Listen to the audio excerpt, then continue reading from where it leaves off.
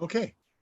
Welcome, dear friends, to the Crimson Academy's course, Exploring the Advent of Divine Justice. This is part 8, and without any further ado, we'll have our opening prayer. Thank you. From the sweet scented stream of thine eternity, give me to God. And of the fruits of the tree of thy being, enable me to taste, O my hope. From the crystal springs of thine love, suffer me to quaff, O my glory. And beneath the shadow of thine everlasting providence, let me abide, O my light. Within the meadows of thy servants, within the meadows of thy nearness, before thy presence, make me able to roam, O my beloved. And at the right hand of the throne of thy mercy, seat me, O my desire. From the fragrant breasts of thy joy, let a breath pass over me, O my God, and into the heights of this paradise of thy reality. Let me gain admission, O my adored one.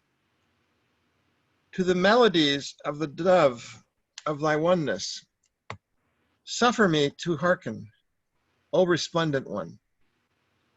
And through the spirit of thy power and thy might, quicken me, O my beloved. In the spirit of thy love, keep me steadfast, O my severance, O my succorer. And in the path of thy good pleasure, set firm my steps, O my maker. Within the garden of thine immortality, before thy countenance, let me abide forever, O thou who art merciful unto me. And upon the seat of thy glory, establish me, O thou who art my providence. To the heaven of thy loving kindness, lift me up, O my quickener. And unto the day star of thy guidance, lead me. O thou my excuse me, O thou my attracted,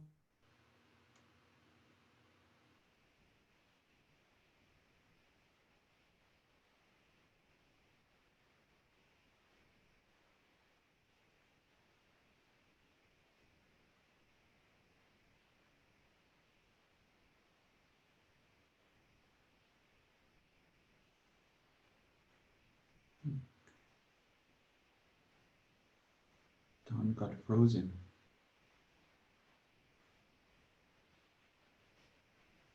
Don?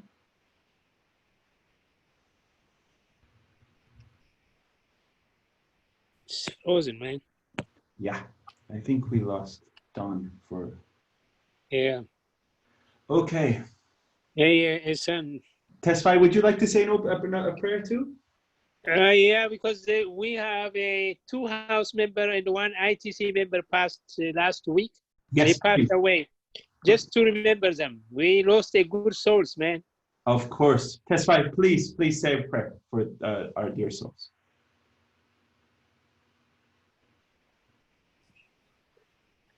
Oh my God, O thou forgiver of sins, bestower of gifts, despair of afflictions, verily I beseech thee, forgive the sins of such as have abandoned the physical garment and have ascended to the spiritual world. O my Lord, purify them from trespasses, dispel their sorrows, and change their darkness into light.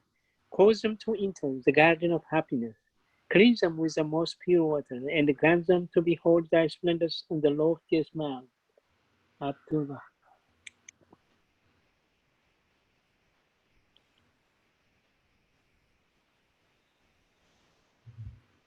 Beautiful, beautiful. Thank you very much, Tesfai, and thank you for sharing with us and the remembrance of former House members, Farzam Arbab and Thank you. Violet Hawk, as well as the House members. Really, very, very tragic, per se, 2020 we've had. So without any further ado, I know, oh, there's my little ones, as you can see in the picture. They're attending the class. And I will be Aloha, everybody. I will be quizzing you. So yes, I think I'm merciful in my to my little ones either, but I will be quizzing them too. Okay, excellent. Really wonderful to see everyone. We're going to be starting. Alapa Roya-chan, really happy to have you on board. We're going to be picking up our class, and we're at part 8. Paragraphs 19 through 27. Okay? Okay.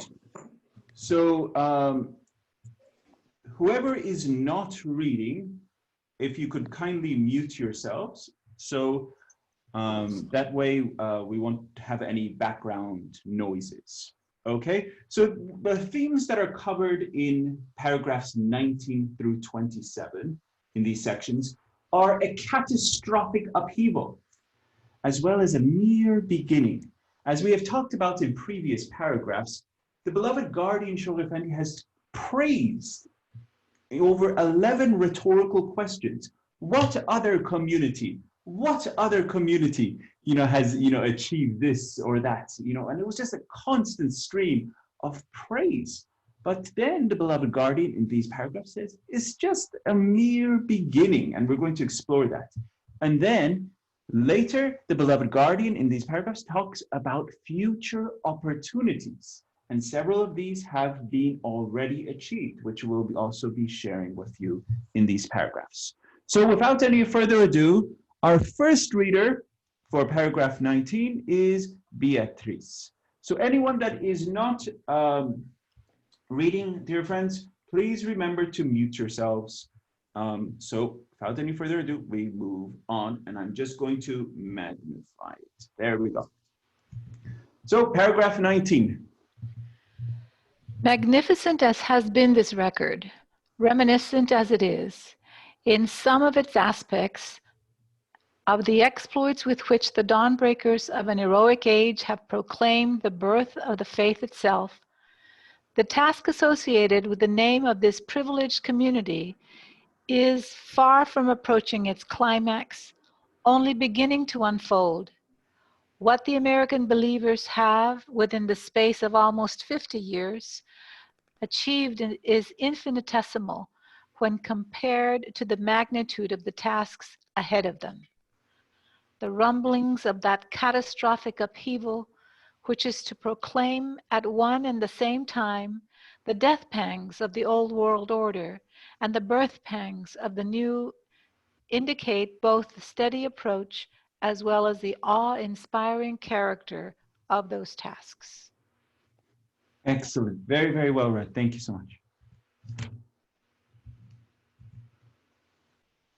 The virtual establishment of the administrative order of their faith, the erection of its framework, the fashioning of its instruments, and the consolidation of its subsidiary institutions was the first task committed to their charge as an organized community called into being by the will and under the instructions of Abdul-Baha. Of this initial task, they have acquitted themselves with marvelous promptitude, fidelity, and vigor.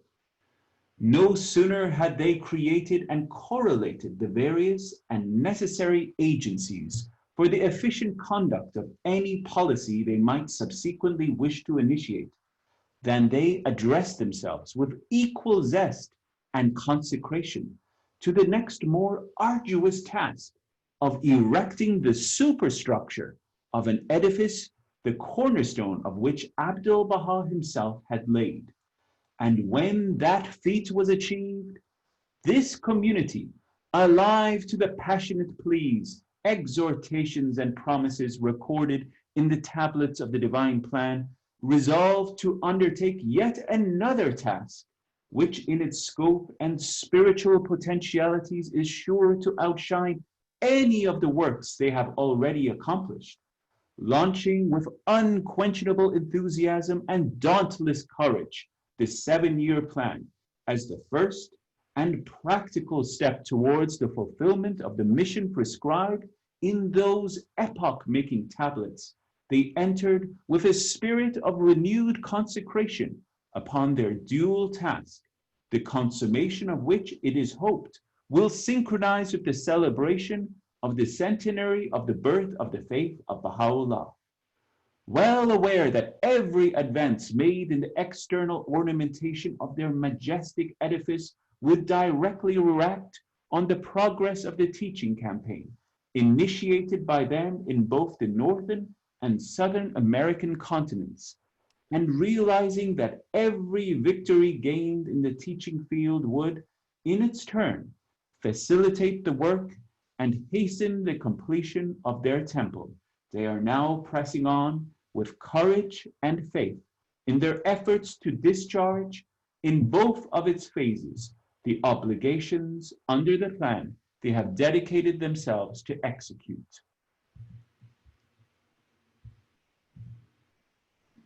Paragraph 21 is Bruce.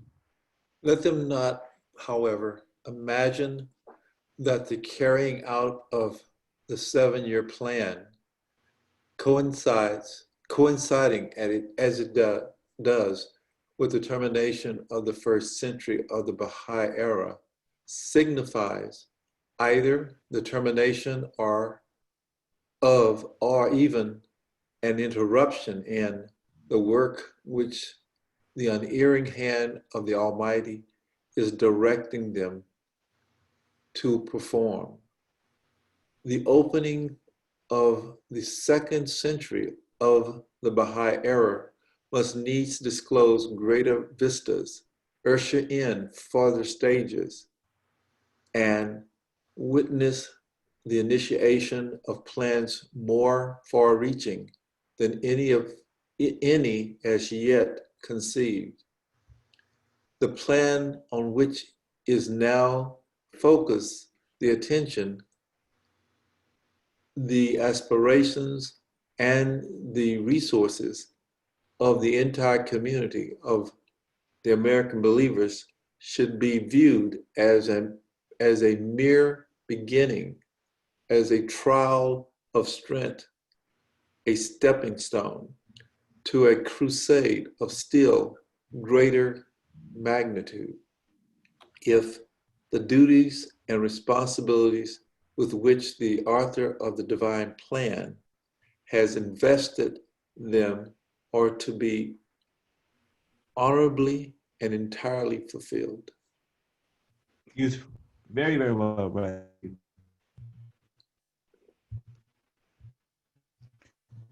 Paragraph 20, Aida. For the consummation of the present plan can result in no more than the formation of at least one center in each of the republics of the Western Hemisphere, whereas the duties prescribed in those tablets call for a wider diffusion and imply the scattering of far greater and more representative number of the members of the North American Baha'i community over the entire surface of the New World. It is the undoubted mission of the American believers, therefore, to carry forward into the 2nd century the glorious work initiated in the closing years of the first, not until they have played their part in guiding the activities of these isolated and newly fledged centers and in fostering the capacity to initiate in their turn institutions, both local and national, modeled on their own. Can they be satisfied to have adequately discharged their immediate obligations under Abdul Baha's divinely revealed plan? Excellent, Saidi John. Your reading has improved so much. Excellent job. Thank you. Thank you. Paragraph 23 is Mona. Mona John. Nor shall it for a moment be supposed that the completion of a task which aims at the multiplication of Baha'i centers and the provision of the assistance and guidance necessary for the establishment of the administrative order of the Baha'i faith in the countries of Latin America realizes in its entirety the scheme visualized for them by Abdu'l-Baha. Perusal, however perfunctory, of those tablets embodying his plan will instantly reveal a scope for their activities that stretches far beyond the confines of the Western Hemisphere. With their inter-American tasks and responsibilities virtually discharged, their intercontinental mission enters upon its most glorious and decisive phase. The moment this divine message, Abdu'l-Baha himself has written, is carried forward by the American believers from the shores of America and is propagated through the continents of Europe, of Asia, Africa, and Australasia, and as far as the islands of the Pacific, this community will find itself securely established upon the throne of an everlasting dominion. Thank you very much. Paragraph 24, Roya Jan, please. And who knows but that when this colossal task has been accomplished, a greater, a still more superb mission, incomparable in its splendor, and foreordained for them by Baha'u'llah, may not be thrust upon them. The glories of such a mission are of such dazzling splendor, the circumstances attending it so remote, and the contemporary events with the culmination of which it is so closely knit, in such a state of flux, that it would be premature to attempt at the present time any accurate delineation of its features. Suffice it to say that out of the turmoil and tribulations of these latter years, opportunities undreamt of will be born, and circumstances unpredictable created that will enable, nay, impel the victorious prosecutors of Abdu'l-Baha's plan to add through the part they will play in the unrolling of the new world order, fresh laurels to the crown of their servitude to the threshold of Baha'u'llah. Excellent, excellent. Thank you, Roya Jan. This is Dr. Satya Bayat, please.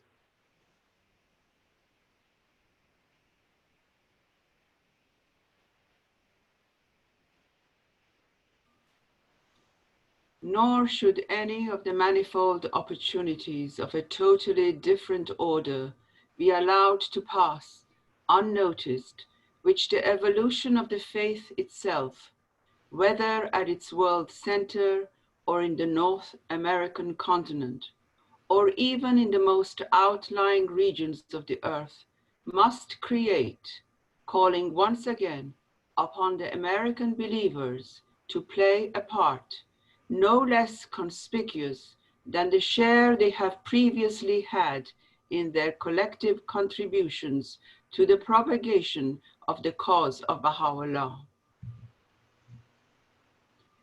I can only for the moment cite at random certain of these opportunities which stand out preeminently in any attempt to survey the possibilities of the future.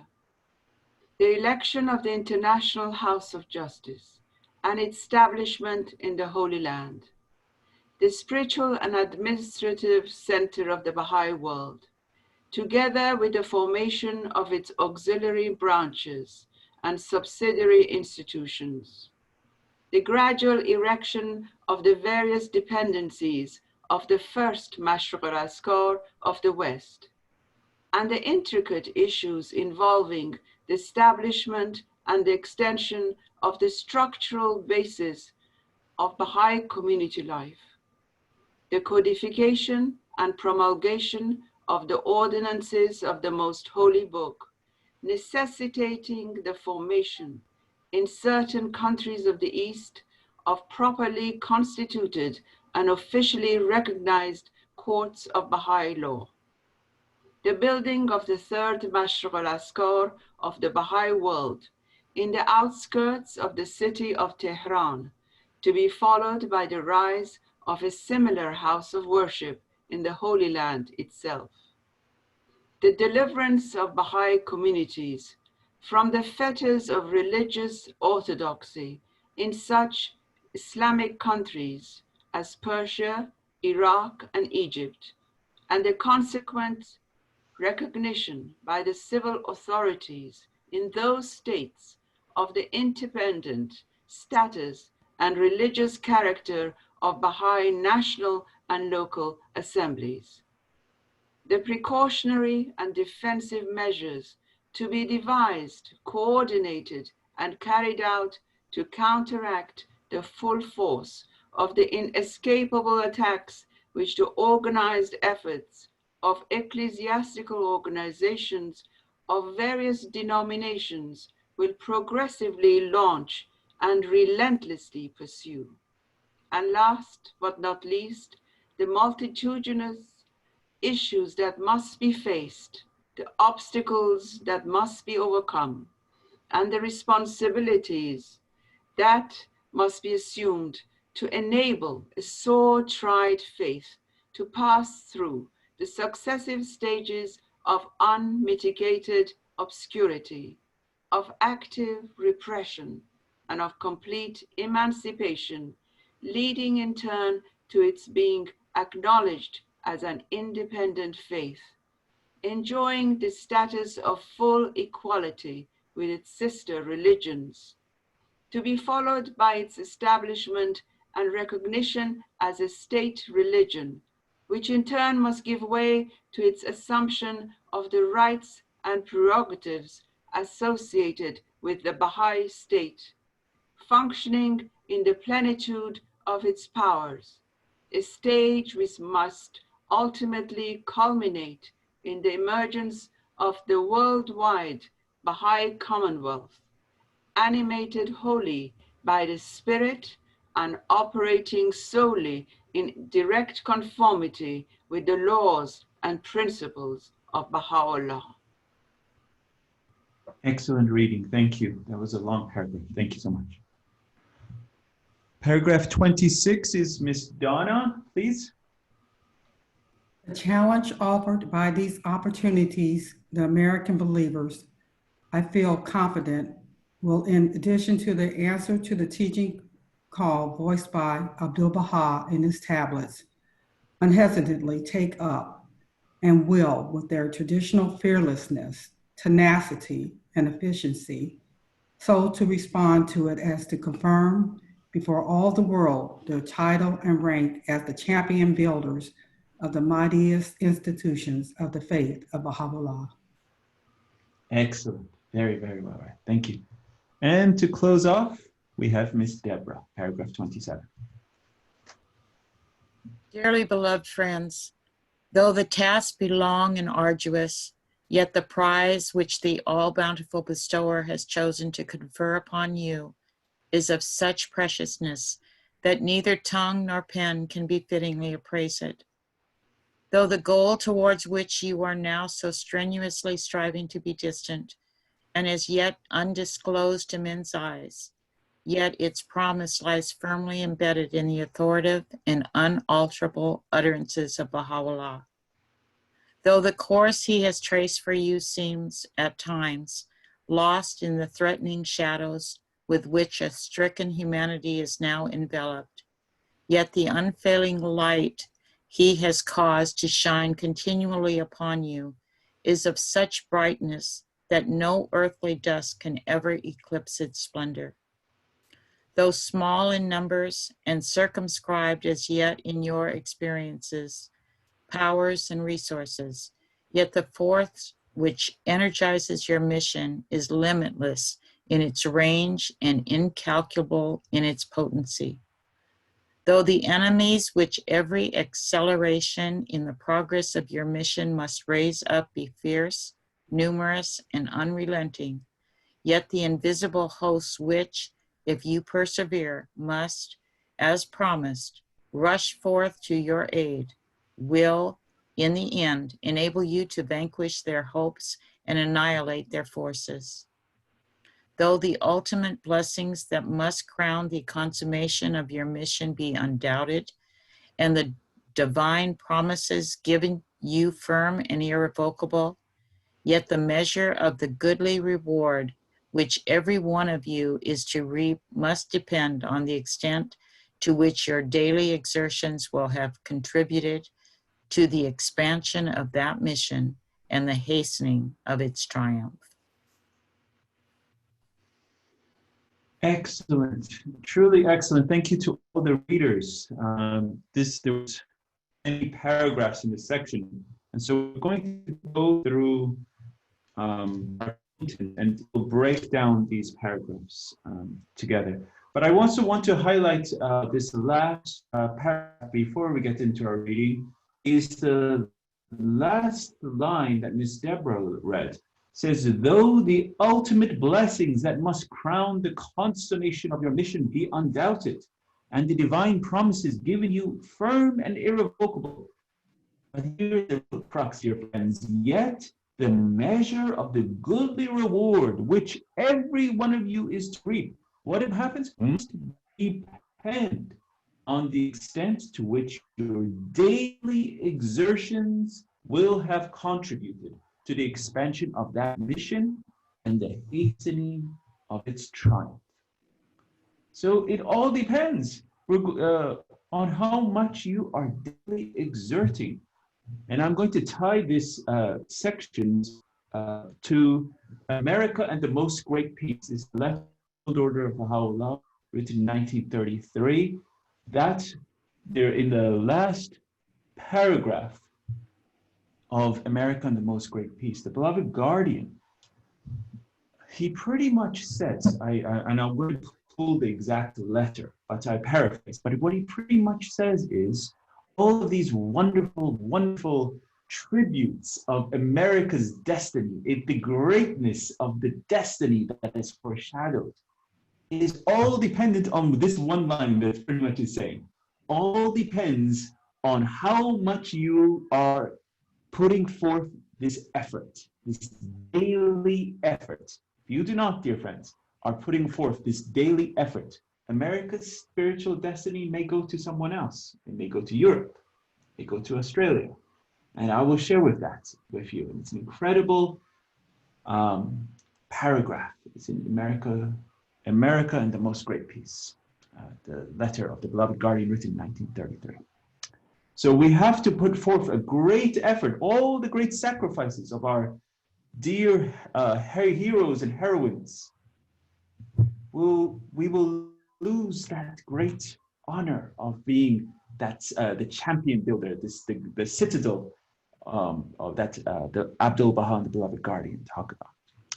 So moving on, I'm really happy to have everyone with us. So let us move on to an introduction, then our major points of our session today. The beloved guardian highlights the nature and significance of the future missions of the North American Baha'i community in these paragraphs. The undertakings of the community over the previous 50 years, as stated by the beloved guardian, would be, as he mentions, infinitesimal compared to the future endeavors and achievements of the community. The beloved guardian also, he identifies some future developments, and these were all mentioned by Dr. Satibaya. You know, when she mentioned the codification of the Kitab al-Aqdas, they talked about the temple in Tehran, the future temple in the house of worship that will be erected in Mount Carmel, where there's a current obelisk. So these are future developments that will be coming, and I'm also going to be highlighting them in this section. So the beloved guardian also identifies some future developments in the worldwide Baha'i community, in which the North American Baha'i community would play major roles. So let us go through some major key points. So Tesfaya, you're up. You're our first reader on this one. Go for it.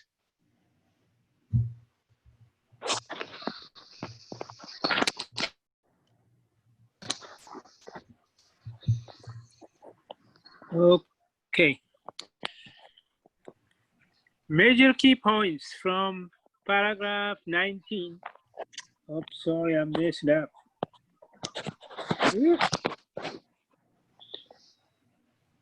Shoghi Effendi identifies the early signs of the catastrophic upheaval, proclaiming the base theories of the old world order and the birth pains of the new world order. The messages of the beloved guardian indicate that the upheaval referred to by His Holiness Baha'u'llah is not just a single event, but a series of crises that unfold over time.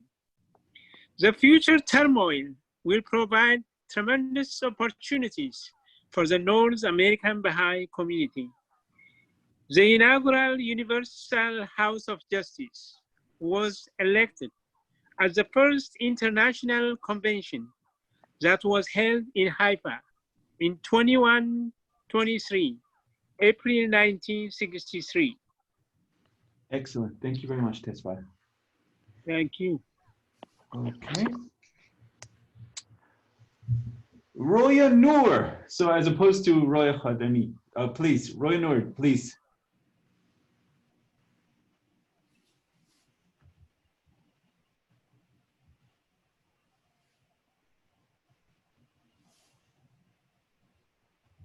Okay, do you have it?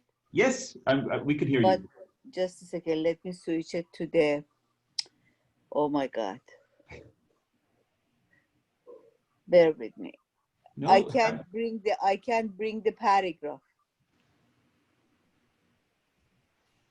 It's major key points. If you can see it, the screen. Can you see the screen in front of you? It says the first dependency. Just a second. Switch to a screen share. Exactly. But screen it's share. not. But it's not coming. But it's not coming. I don't know how do I lose it.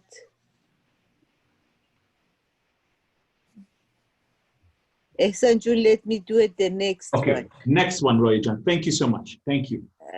Okay. Just a second. Okay. Okay, I got it. Excellent. Excellent, Roy John. You're up. Thank you so much. Okay. The first dependency of the Wilmette Baha'i House of Worship was a home for the age that opened on 1st February 1959. The codification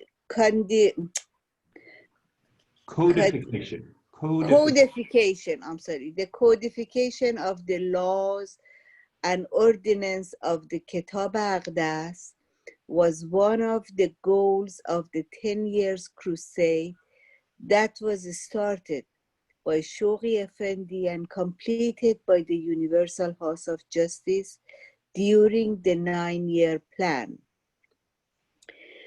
3 are references to Baha'i courts, in other writings of Shoghi Effendi in different contexts. Construction of the Mashriq al-Askar in Tehran was a goal that Shoghi Effendi had in mind as early as 1932, though it has not yet been realized due to the hostility towards the Persian Baha'i community by the Islamic government in Iran. Excellent. Thank you so much. Thank you. Okay. And let's have another reader. Zamruhi Jan, nice to see you. You're up. Go for it, please. The design of the Mashriq al-Askar on Mount Carmel is ready and the land has been acquired. But Baha'i communities are still under various restrictions and constraints in Islamic countries. There are references to Baha'i courts in other writings of Shoghi Effendi in different contexts. The faith has emerged from obscurity during the 3rd epoch of the formative age that began in 1963 and ended in 1986. Excellent. Very well. Okay, so there we have it. Those were the major key points of this paragraph. So let's get into it. So the first thing that in paragraph 19, the beloved guardian addresses, he said, he reminds the American believers that despite the valiant deeds of the early heroes of the faith, the Baha'i community is only at the initial stages of what must yet to be accomplished. Just at the initial stages, we're still at the beginning. The beloved guardian, Shaykh Effendi, refers to the early signs of this catastrophic upheaval. So make notes, dear friends, catastrophic upheaval. We're going to see this come again and again.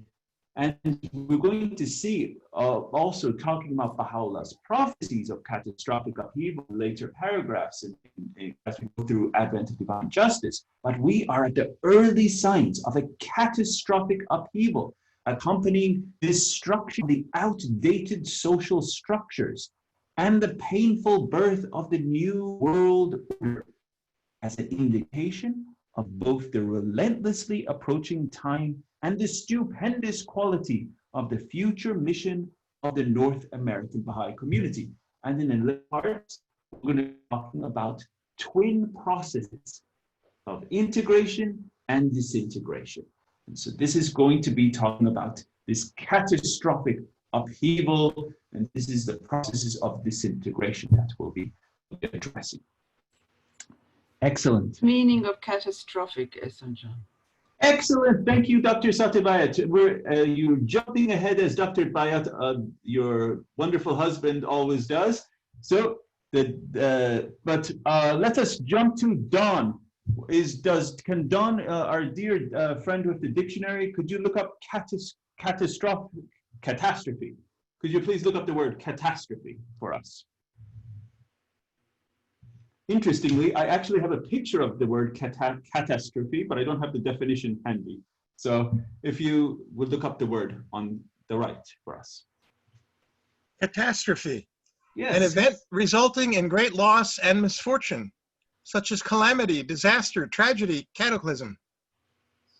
A state of extreme, usually irremediable, ruin and misfortune or disaster. A sudden violent change in the Earth's surface. So disaster. Other definitions? So there was disaster. What else, Don? One more time for us. Tragedy, cataclysm, ruin, misfortune. Tragedy, disaster, ruin, cataclysm, and ruin and misfortune. Ruin and misfortune. So everything bad is catastrophe. Harmful. Harmful. Thank you so much, Saidian. So let us have a reader for this. This is an extract from His Holiness Baha'u'llah talking. Kayvan John, I'm so happy to see your great face. Please go ahead. Yes, John. I love everyone. Allah. The warnings of His Holiness Baha'u'llah about impending upheavals clearly refer to the incidents that occur in the physical world, and it cannot be interpreted as symbolic. In one tablet, Baha'u'llah states, "Witness how the world is being afflicted with a fresh calamity every day. Its turbulation is continually deepening. From the moment the Surah Rais, tablet of Rais, was revealed until the present day, neither hath the world been tranquilized, nor have the hearts of its people been at rest. At one time, it hath been agitated by contentions and disputes. At another, it hath been convulsed by wars and fallen a victim to inveterated diseases. Its sickness is approaching the stage of utter hopelessness, in as much as the true physician is debarred from administering the remedy, whilst unskilled practitioners are regarded with favor and are accorded full freedom to act. The dust of sedition hath clouded the hearts of men and blinded their eyes. Ere long, they will perceive the consequences of what their hands have wrought in the day of God. Thus warned you he who is the all-informed, as bidden by one who is the most powerful, the Almighty. Excellent. Thank you, Kevanjan. Sure. It's interesting reading this paragraph during the time of COVID pandemic, you know, when it's talking about the sickness is approaching the stage of utter hopelessness. And it says, inasmuch as the true physician is debarred from administering the remedy, whilst unskilled practitioners are regarded with favor. Unskilled practitioners are regarded with favor and are accorded full freedom to act. It's this is a paragraph where it's in Gleanings from the writings of Baha'u'llah, where he's talking about how this world is getting afflicted with a fresh calamity every day. In another tablet, His Holiness Baha'u'llah warns the people of the world. He states, "O ye peoples of the world, know verily that an unforeseen calamity is following you." I think this is one of the most scary ones of his prophecies. He says, "O ye peoples of the world, know verily that an unforeseen calamity is following you, and that grievous retribution awaiteth you. Think not that the deeds ye have committed have been blotted from my sight. By my beauty, all your doings hath my pen graven with open characters upon tablets of chrysolite." And here I've put the word for calamity. To save Don, you know, not to look up the word calamity, it says here, an event causing great and often sudden damage or distress, a disaster. And chrysolite, if you want to look that word up, Don, it's a type of mineral, and it's a pretty hard mineral. So, so to actually grave characters on tablets of chrysolite, it means it's indelible. You cannot remove it. It's for eternity. So your actions, your deeds, all your doings have been graven with open characters on these tablets, and an unforeseen calamity is following us. And so this is one of the prophecies that the beloved guardian mentions also later in the Advent of Divine Justice. There's a whole section in the Advent of Divine Justice where, and that we're also going to cover, because we're covering the whole Advent of Divine Justice, is in part 23 of our course on prophecies of Baha'u'llah. And in that one, this specific prophecy is mentioned. It's actually there in the Advent of Divine Justice where it talks about this. So, again, here's another one. The messages of the beloved guardian indicate that this upheaval referred to by His Holiness Baha'u'llah is not just a single event, but a series of crises that unfold over time. So Shaykh Effendi has referred to the two great wars as the realization of different stages of the upheaval prophesied by His Holiness Baha'u'llah. The Guardian observed World War I as the first stage in a titanic convulsion long predicted by Baha'u'llah. And then he states, as we witness on all sides the growing restlessness of a restless age, we are filled with mixed feelings of fear and hope. Fear at the prospect of yet another deadly encounter, the inevitability of which is, alas, becoming increasingly manifest. The rumblings of that catastrophic upheaval mentioned in paragraph 19 is a reference to World War II. So, as you know, this was written when? Does everyone know the date of this? 1939. Hold on. 1938, December 25th, 1938. Ding, ding, ding. Deborah with the extra credit. Good job, Miss Deborah. December 25th, 1938. So this is right before start of World War II, and he's talking about 1938 to 1945. I was talking about when Advent of Divine Justice itself was written, Ms. Roya John. So it was, yes, not when World War II was. World War II is from 1939 to 45. You're absolutely right. Excellent. So this is the rumblings of that catastrophic upheaval mentioned in paragraph 19. It's a reference to World War II. So Advent of Divine Justice was written December 25th, 1938. And so it was a predicting of this rumblings of this catastrophic upheaval that was coming, a massive conflagration that we talked about as World War II. In one more letter, the beloved guardian, expressing a similar view, asserts, we have no indication of exactly what nature this apocalyptic upheaval will be. It might be another war, but as students of our Baha'i writings, it is clear that the longer the divine physician, Baha'u'llah, is withheld from healing the ills of the world, the more severe will be the crises and the more terrible the sufferings of the patient. And that was from the beloved guardian. He says, so as the longer this divine physician, Baha'u'llah, is withheld from healing the ills of the world, the more severe will be the crises and the more terrible the sufferings of the patient. We got a lot of work to do to teach this world, because this world is going to go through far more crises and far worse crises. And I have a question for you. Please testify, Jim. Yeah, I didn't get the point of this unforeseen calamities and normal calamities. What's the difference, the calamities?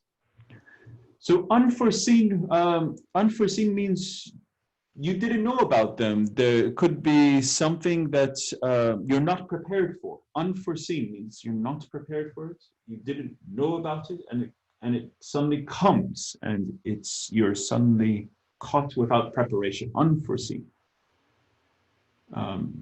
Any other thoughts on unforeseen calamity? Did I explain it well? Any other people want to elaborate? Like corona. Coronavirus, you're right, Roya John. The world generally was not prepared for something of this magnitude, and as well as being such a super spreader as a pandemic, and the world was caught off guard.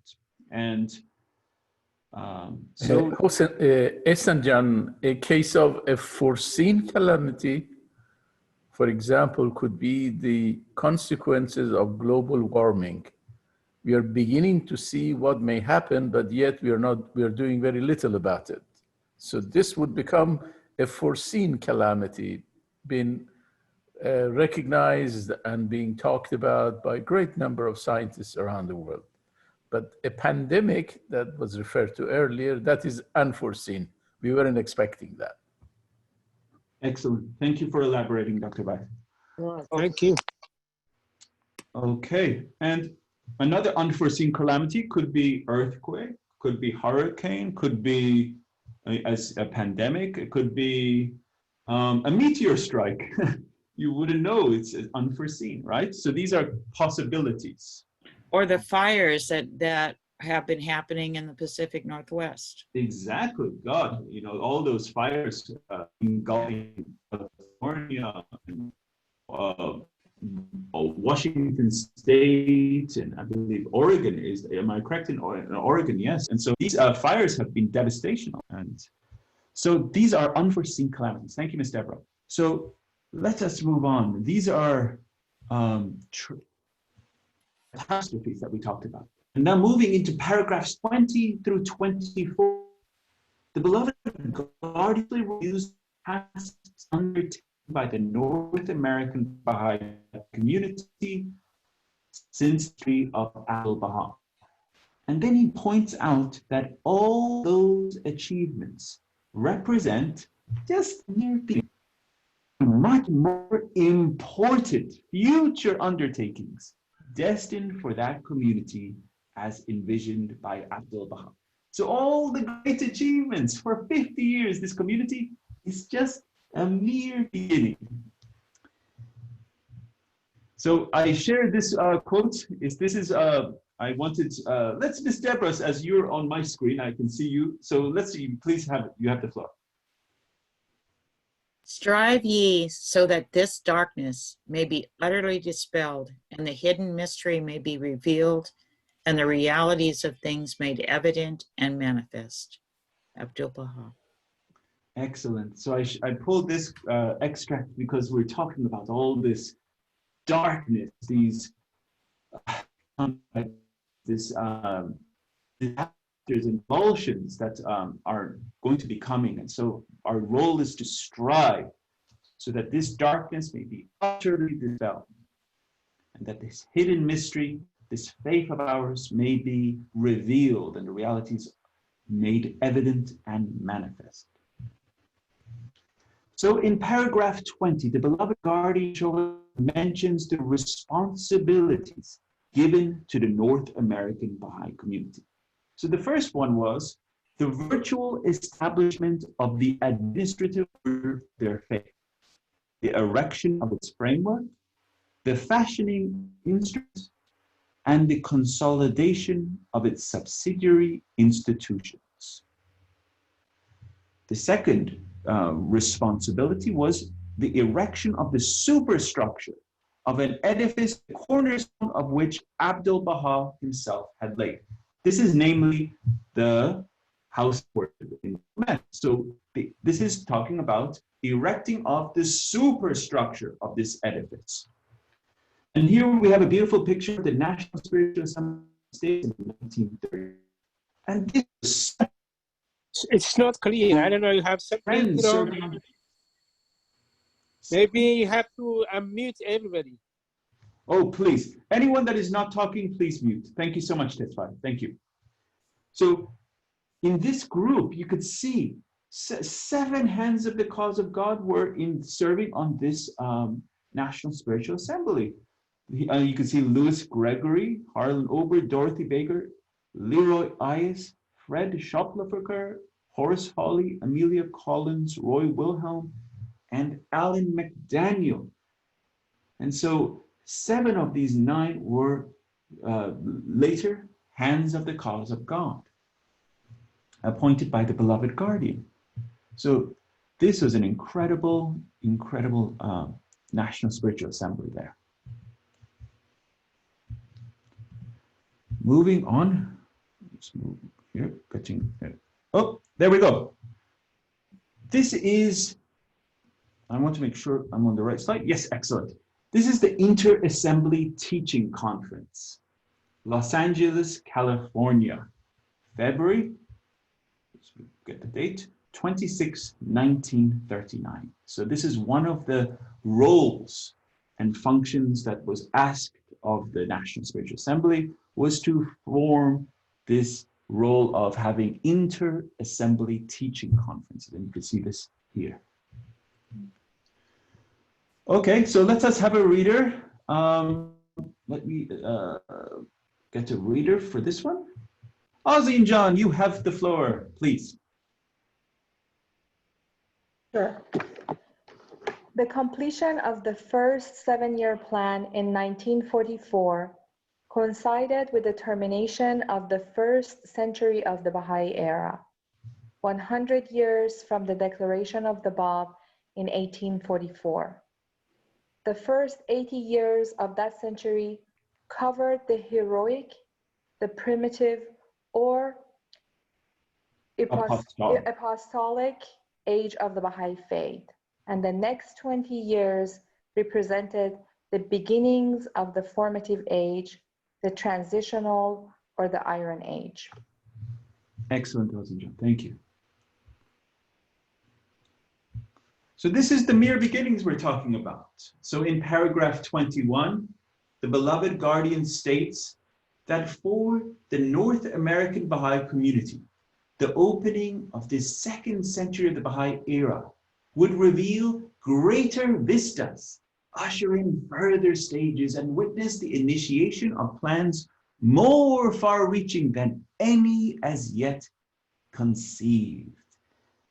Wow, so beautiful, the language of the guardian. where he says greater vistas. Imagine that, it's an incredible, when you think of the word vista.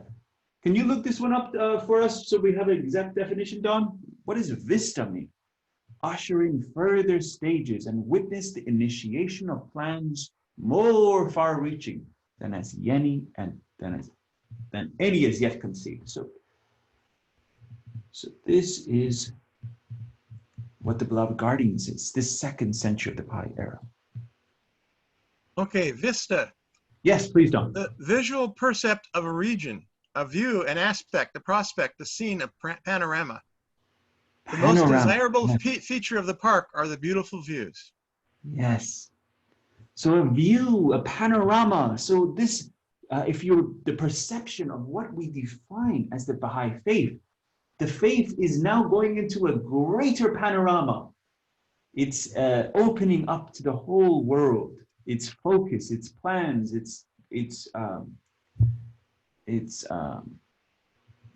as we've emerged out of obscurity, the scope of has really gone to another level. So this is what the beloved guardian is saying here. So now let us have another reader, and we're going to get into some really exciting stuff. Mr. Dennis McGregor, are you with us? Yes, I am. Excellent. Please. In paragraphs 22 and 23, Shoghi Effendi points that the tablets of divine plan call for a wider diffusion, the scattering of a far greater and more representative number of the members of the North American Baha'i community across all corners of the globe, compared to the goals of the first 7-year plan. The task would go beyond just opening new Baha'i centers, requiring the fostering of capacity building in the new Baha'i communities to the point that they could initiate their own local and national institutions. In discharging these responsibilities, the intercontinental mission of the North American Baha'i community would enter upon its most glorious and decisive phase. Excellent. So now we're entering into this intercontinental aspect of pioneering and teaching that Dennis now read. Thank you so much. Very well read. So this task would go beyond just opening new Baha'i centers. It requires the fostering of this beautiful term that is now the pivot of this institute process, community building and capacity building in the new Baha'i communities to a point that they could initiate their own local and national institutions. So in discharging these responsibilities, the intercontinental mission of the North American Baha'i community would enter into what? Its most glorious and decisive phase. So now this is now entering into a new phase of teaching into an intercontinental development. So in paragraph 24, and this one was read by Roya John, this was said, it said in paragraph 24, the Shoghi Effendi reveals that with such changes that lie far ahead into the future, it is too early to foresee exactly what glorious deeds will be required from the American Baha'i believers. But, however, he concludes that as yet unimagined opportunities would be born out of the future turmoils for the North American Baha'i community to play their destined role in unrolling the New World Order. So there's going to be incredible opportunities that will be coming forth. Unimagined opportunities. And we find this, and I urge you always to go reread the paragraphs, but in paragraph 24, the beloved guardian talks about unimagined opportunities will be born out of these future turmoils. And all these turmoils we talked about in the earlier paragraphs of this convulsion, this conflagration, this that is Baha'u'llah's prophecies. And so, but he says, however, he concludes that unimagined opportunities will be born out of these turmoils. So bright future ahead. And so I put that picture there because these opportunities will give us a great opportunity for really the promulgation of the faith. Then we enter into the long paragraph that Dr. Sateh Bayat read. And in paragraph 25, the beloved guardian, Shoghi Effendi, he surveys some of these future opportunities that would call forth the highest levels of prowess in the activities of the North American Baha'i community.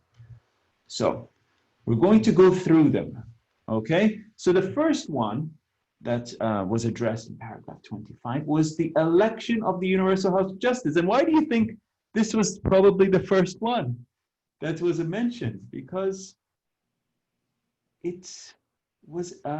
because... Please, Bruce. Because the guardian died.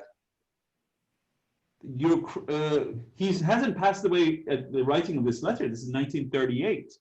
But you're right, he passed away in 1957. But why do you think he puts the House of Justice election first as any thoughts? Because it was time. It was time. Would you care to elaborate on that, Don? Yes, there were enough national spiritual assemblies to justify having a House of Justice. Not in 1938, Don. But soon. To guide the institution in the Baha'i faith. Very well said. Thank you, Ms. Royjan. Yes, you're all of you are correct. All of you are correct. But I also foresee that the beloved guardian, his infinite wisdom, I even suspect that he knew that he didn't have any heirs. He knew this. His entire family went against the covenant. He broke the covenant. He didn't have anyone to pass down the role of the guardianship to. So the election of the Universal House of Justice was necessary. And so he put this as the primary duty and for the Baha'i community to work towards. And so let us read this. He says the inaugural Universal House of Justice was elected on the 21st of April during the first international convention that was held between the 21st to the 23rd of April 1963 at the house of Abdul Baha in Haifa. And the members of all 56 national spiritual assemblies participated in this election. And you can see in this black and white picture, you can see the gathering there. And it says to enable the delegates to prepare themselves spiritually for their great responsibility, arrangements had been made by the hands of the cause of God with the cooperation of the International Baha'i Council for all to visit the several holy places. This was the greatest mass pilgrimage ever to have been made to the world center of our faith. So what happened?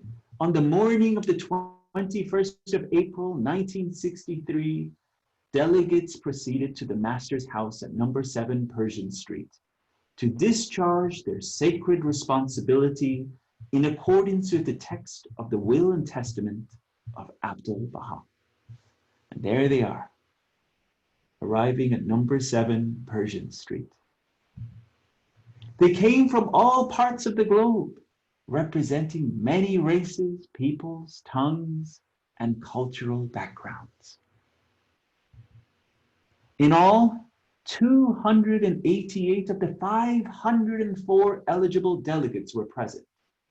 Hand of the Cause of God, Amatul Baha Reh Khanum called the historic convention to order. On behalf of the Hands, Reh Khanum carefully instructed the delegates on the procedure to be followed in the casting of the ballots. Other Hands of the Cause and members of the International Baha'i Council watched from an adjoining room. And you can see here in this picture, Hand of the Cause, Mr. Samandari, Ms. Karan True, Mr. Enoch Kalinga, Zikrullah Khadem, Because even in the back, you see there's Mr. Nakhjavani is there. And he was serving on the International Baha'i Council. Tellers were appointed, and as the roll was called alphabetically by name of the National Assembly, the delegates approached the ballot box.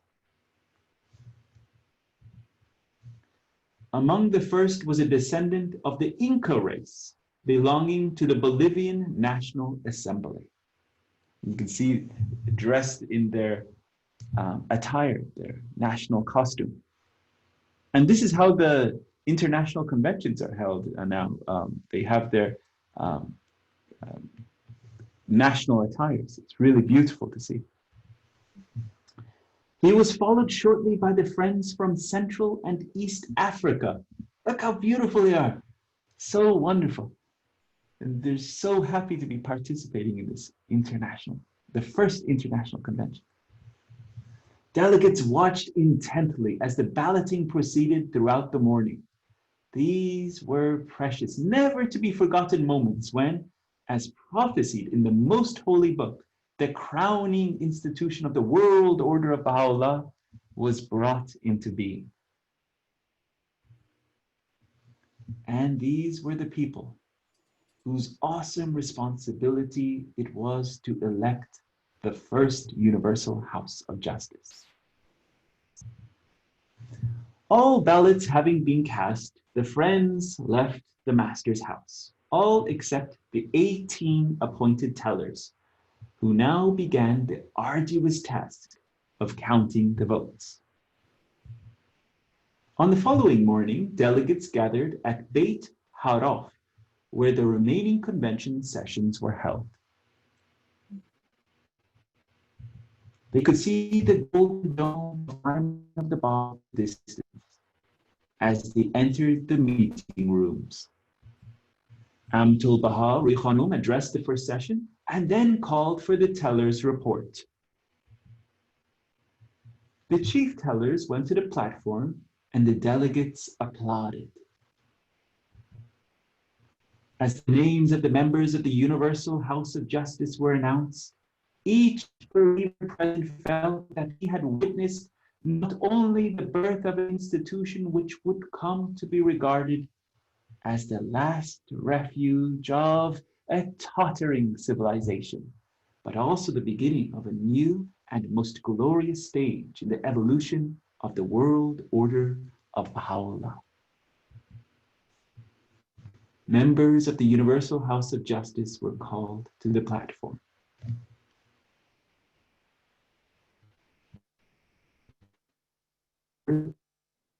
House of Justice the shrine of the Bahá'í for prayers and remained to pose for the first official photographs. From left to right, Mr. Charles Scott, Mr. Amos Gibson, Mr. Hushman Fataza, Mr. Hugh Chance, Mr. Bor Covelin, Mr. Ian Semple, Dr. Lutfullah Hakim, Mr. David Hoffman, and Mr. Ali Nakhjavani. Ehsan John? Please. Somebody needs to mute because your voice keeps going on and off. Sorry, I apologize. Dear friends, if you are, oh, there. Okay, excellent. I took care of it. Thank you so much. Okay. And now, dear friends, a rare treat. Let's actually watch the election. On April the 21st, 1963, delegates from national assemblies met in the Master's House at number 7 Persian Street. They came from all corners of the globe and were gathered here at the invitation of the hands of the cause. This befitting venue saw the election of the supreme body of the Baha'i faith, guided by the Blessed Beauty Baha'u'llah. The hands oversaw the proceedings and prepared the balloting for the 9 members of the first Universal House of Justice. When we were thinking about the election of Universal House of Justice, and Mr. Semple, who is now a member of the House of Justice, was having dinner with me here. And we were talking, about how to arrange the election. And I was very, very anxious that we should have it in the home of October. I said, this is really where the Universal House of Justice should be elected, is here, this home of October. So he said, you know, I think we can do it. And I got out my father's 30-foot architectural meter rule, and we measured everything. We made a diagram of the house. And we decided that if we took all of these doors off, you see, which to just lift off their hinges, that we could make this whole area one huge auditorium. And that then it would be possible for the election of the Universal House of Justice to take place in the Master's and the Guardian's house. The voting took place here in this building. And then the tellers were handed over the box with all the ballots of the delegates in it. And I remember Ernest Gregory was the head teller. And he said, we've counted the ballots, and the count is complete now. And do you want to hear the result? I said, no, Astagfirullah, don't you tell me the result. I don't want to hear the result. I want to hear the result when you read it out loud to the delegates in the convention. So then we went to the hall that we had rented on Mount Carmel. Yes, and we went there, and we told them that 9 of our Supreme Body, and how excited we were this election of the first House of Justice in the Baha'i world. The waiting crowd of the hands and delegates in the auditorium. As the members took their place on the platform.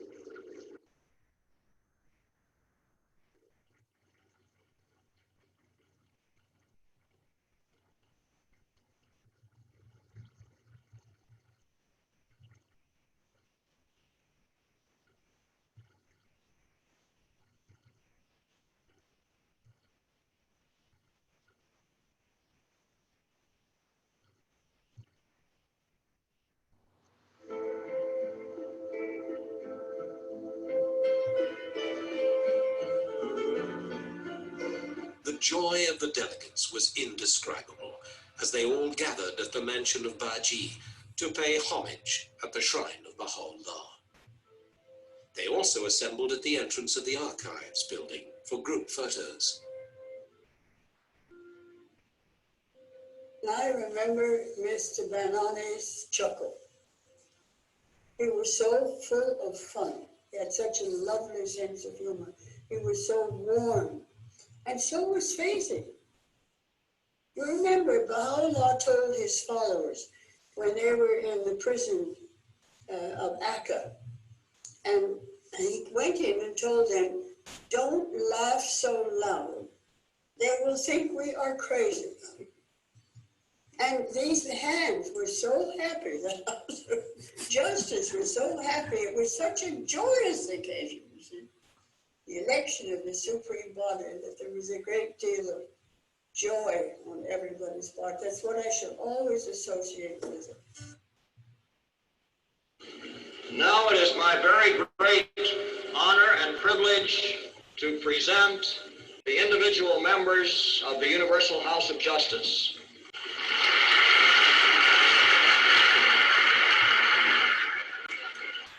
Mr. Charles Walken.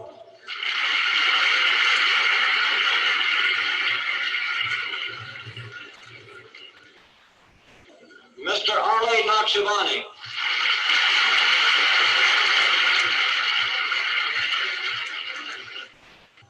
Mr. Bora Catalan.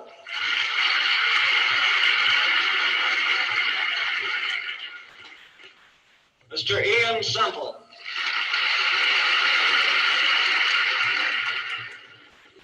Dr. Lotfullah Hakim.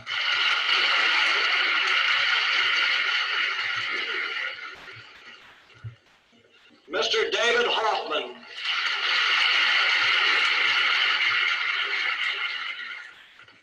Mr. Hugh Chance.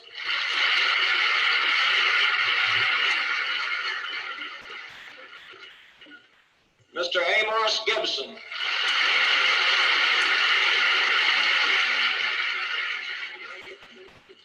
Mr. Hushman Fatih Azam.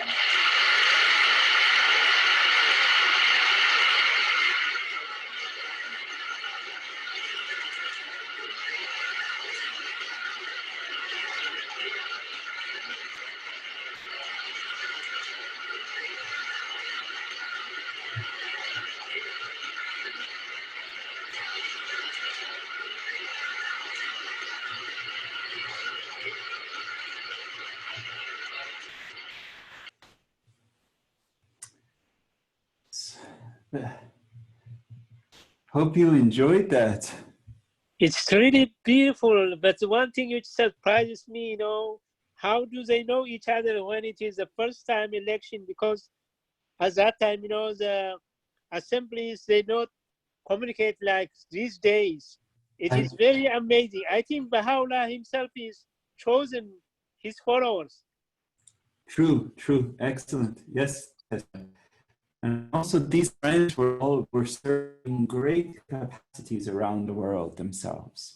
So their services were already being recognized by the friends. And so with these lives of these friends, you will see what incredible souls they were.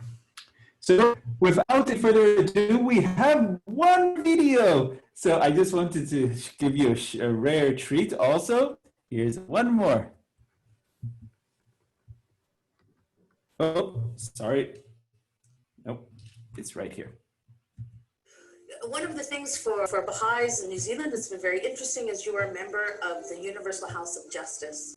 And if maybe you can explain to our viewers what that is. The Baha'i faith has kind of a structure. You might, to a certain extent, do kind of a church. The Baha'i faith is what we call an administrative structure system. Yeah? And in this system, we have a local representation, a national representation, and the top international, and we call it local spiritual assemblies, national spiritual assembly, and on top is the head of the Baha'i faith. We call it the Universal House of Justice, which is then for the worldwide Baha'i community.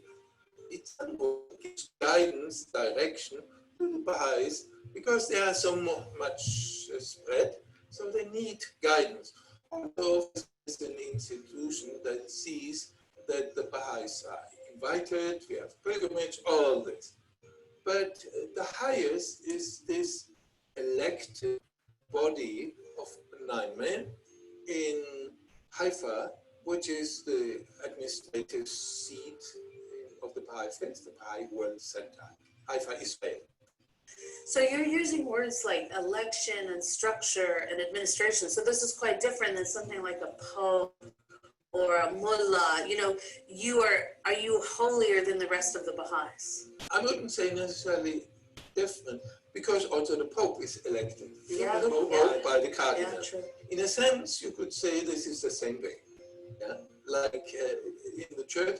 But for example, the local assemblies have delegates for the National Assembly, like let's say of New Zealand or Germany or Finland. They have a delegate that elects at a convention time every 5 years the members of this highest body of the Baha'i faith. But there's nothing holy about them, because the members have no significance in a sense, but we believe that they are guided in their decisions. It is said in the Constitution by the will of God. That is, they feel they are somewhat inspired, but as an individual, they are just nothing. But as 9, as a body, they are the head of the Baha'i faith. So this is quite different than traditional notions of power and ego and gaining for the self. No, you couldn't compare in a sense. Quite frank, to be a little bit personal, my father always said, the higher you are, the deeper you can fall. And this is certainly also for this institution of the Universal House of Justice. They feel that they are, somewhat to serve the Baha'is, of course, worldwide, but mankind in the same way, spiritually. The service, that's a very beautiful concept, but different than power.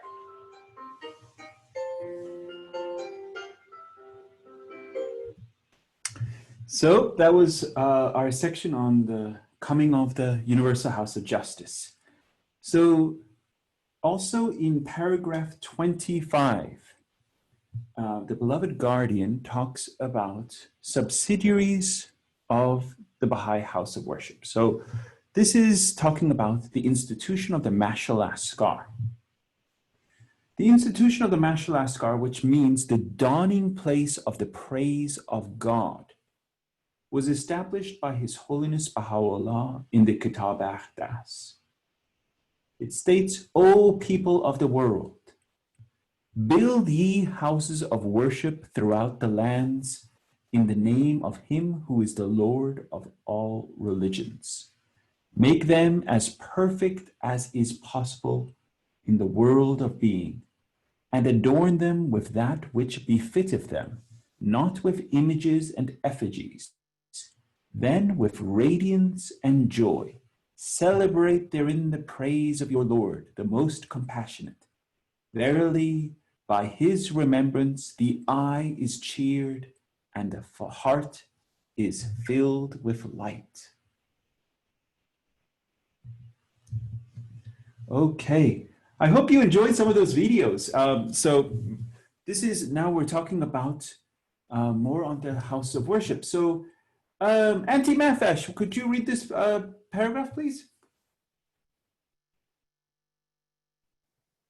Okay, can you hear me? Yes, yes. Okay. Abdul Baha described the Mashrab al-Askar as one of the most vital institutions in the world. Elaborating on this, the Universal House of Justice refers to it as the focal point of the community from which it emerges, because it not only provides a space for worship, but also compasses dependencies. Together, these embody two essential and inseparable aspects of the Baha'i life: worship and service. Excellent. Thank you very much. Very well read. So the two aspects that are inseparable are worship and service. And as we see all these, the latest developments of these new 7 Baha'i House of Worship that have been called into being, is because of these twin inseparable aspects of Baha'i life, worship and service. So there is the number of devotional spaces emerging, as well as the service in the components of all Baha'i life that have reached a certain criterion that the House of Justice says and states that this area have reached the point of having a house of worship. And I've been hearing some wonderful news that is going to, that different communities are already in the works preparing for houses of worship in forthcoming plans. So this is very exciting developments that will be forthcoming.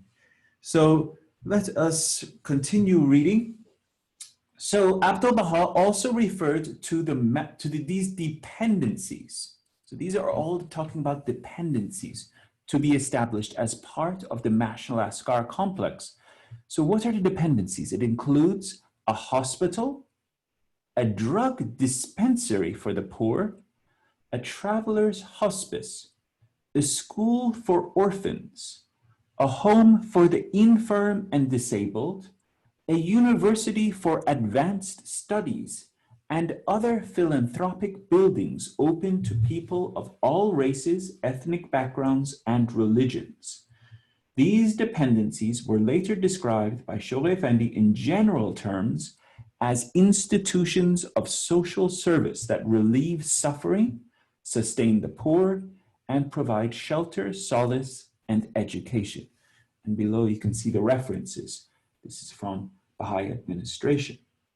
So These are a hospital, drug dispensary for the poor, travelers hospital, hospice, school for orphans, home for the infirm disabled, university for advanced studies, and other philanthropic buildings. So all of these will be like as satellites all around the house of worship, serving, as the beloved guardian says, institutions of social service.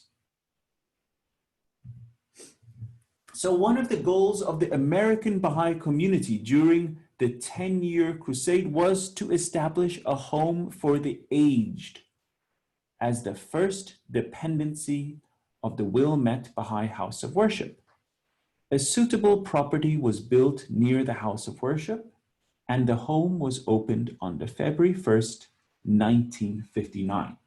And I sent all of you the document that was published in Baha'i World on the history of the home for the aged. So I hope all of you got to read that as an ancillary document for this part. It operated until 2002 when the National Spiritual Assembly found it economically unviable to modernize it to conform to new building codes and decided to close it, planning to acquire a larger and more modern facility in the future. The building remains in use for a local Baha'i school and regional training center. So I found this wonderful article, and this is in Baha'i News, and this was in 1972, February 1972. This is in the number 491. So I'll read this because it's a little hard to read, but it says public health officials of the state of Illinois early in November. So this is November 1971 when the public health officials came to this home, visited and examined the Baha'i home in Wilmette, the first dependency of the house of worship, for a period of 5 hours. They found the home beautifully kept with superior nursing care and superior food served to guests. The contrast to other homes of a similar purpose in the area is great, as disturbing details about them have recently been exposed in the news. According to George Walker, administrator of the home, as the officials were leaving, one said, "It really does my heart good to come to a home like this. It restores my faith in humanity. Recently, a new dining room has been opened at the home. There are also new quarters for employees where they can lounge, change clothes, see TV, etc. The officials were astonished to note these quarters, as other homes do not usually have such facilities. A recreation program for residents is in operation. There is a bridge club, movies twice a week. A program on comparative religion with movies will soon begin. Entertainers come regularly, Boy Scouts, Girl Scouts, groups of school children. A hobby and craft class will begin soon. The home is affiliated with the North Shore Senior Citizens Club.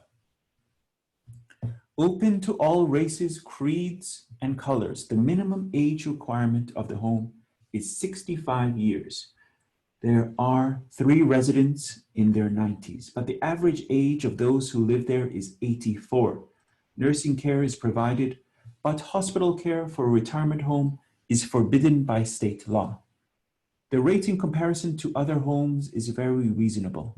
The monthly rent covers all items. Many homes require an entrance founder's fee of $12,000, which is not recoverable. The management does not keep a waiting list, but a written application is a requirement before a guest is accepted. The most enthusiastic fans of the home have been found to be doctors. In residence are 3 family members of doctors. I included that just to give you a feeling of how well the Baha'is were managing this facility. And as we're just getting to 8:30, I'm just going to finish this Wilmette and then we'll close it for this part. So here's some pictures. This is the Baha'i home, 4th and Greenleaf Avenues, Wilmette. This is the southwest portion of the living room looking into the garden area. This is the cook's table in the kitchen and the portion of the parlor. And this is a typical room, one of 16 similar rooms for guests. And this is the inside, the northeast portion of the living room. And so as dear friends, we're at 8:30 and we try to remain punctual. That is where we are going to close our part for this evening. And we'll pick up there in our next session. I hope you enjoyed our session today. So let us, if you have any questions, you feel free to ask right now, and then we'll go into a closing prayer. Any questions for tonight? I hope you enjoyed the videos. It took me a little while to find them because those are pretty unique and Can you explain infinitesimal? What does that mean? Great question. Where is my great Don? Infinitesimal. I will leave it to our dictionary master. It's too small. Yes. Too little. Good job, Saeed. But that's spot on. You're right. But let's leave it to Don, who's. Yes, and John, may I make a comment that relates to the passing of the Guardian and election of the House of Justice?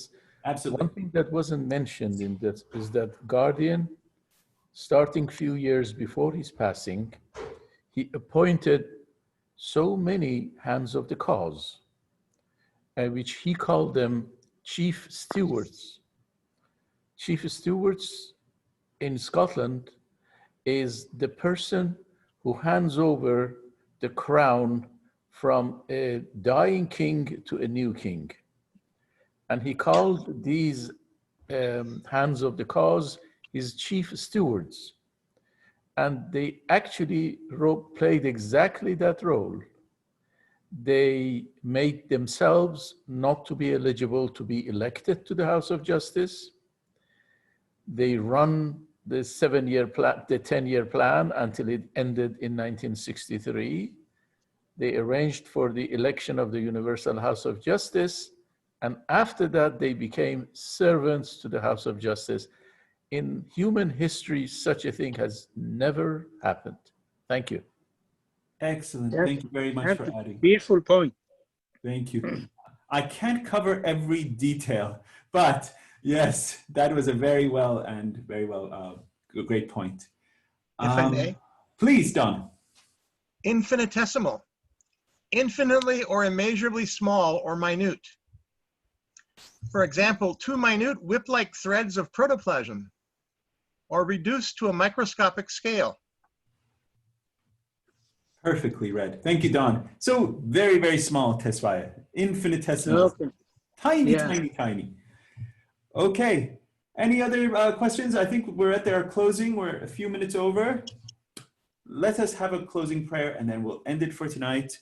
Then we'll, in our next part, we'll finish part 8 and I'll assign 9 reading. Okay. Thank you so much, dear friends. It was a wonderful session tonight. Thank you. It's very nice. We enjoyed it. Yeah. Thank you. Okay. Whoever would like to share a prayer, please. Do I dare after the last time? Don, you did great last time, please. O thou compassionate Lord, thou who art generous and able. We are servants of thine sheltered beneath thy providence. Cast thy glance of favor upon us. Give light to our eyes, hearing to our ears, and understanding and love to our hearts. Render our souls joyous and happy through thy glad tidings. O Lord, point out to us the pathway of thy kingdom and resuscitate all of us through the breaths of the Holy Spirit. Bestow upon us life everlasting and confer upon us never-ending honor. Unify mankind and illumine the world of humanity. May we all follow thy pathway, long for thy good pleasure, and seek the mysteries of thy kingdom. O God, unite us and connect our hearts with thy indissoluble bond. Verily thou art the giver, thou art the kind, and thou art the Almighty.